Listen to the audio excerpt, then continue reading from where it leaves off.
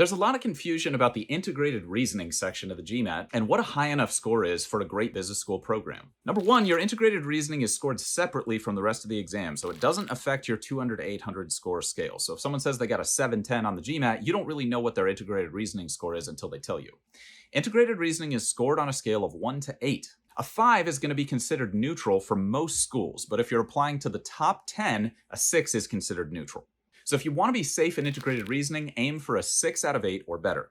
Now, if you get below a 5, that's considered a minus on your application. And if you're applying to a top 20 program, you should definitely retake the exam to get a 5 or better.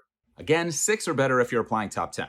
That naturally leads us to the question, if your IR is not good enough, how do you get better at it? Well, the integrated reasoning is actually much easier to improve than the quant and verbal section for most students. The reason for that is it has the same content as quant and verbal. So if you've studied the quant and the verbal sections, you already know the core material for integrated reasoning. But the question formats are quite different, as you might have experienced. And the best thing you can do there is go to mba.com and find the info page on integrated reasoning. There will be free practice questions of each of the 4 individual types of IR questions. You should go through all of those. You should analyze the problems and the questions thoroughly. And after you've done that, you should do a little bit of timed practice on your practice exam. So make sure you've done at least 2, ideally 3 practice sections of integrated reasoning as part of entire official practice tests so that you can be prepared for the stamina element of integrated reasoning. For most people, that's going to be about 10 to 20 hours of work. And usually at that point, you should have great results with integrated reasoning. If you want more help with this, click the link in our bio and check out our podcast episode specifically on the IR section.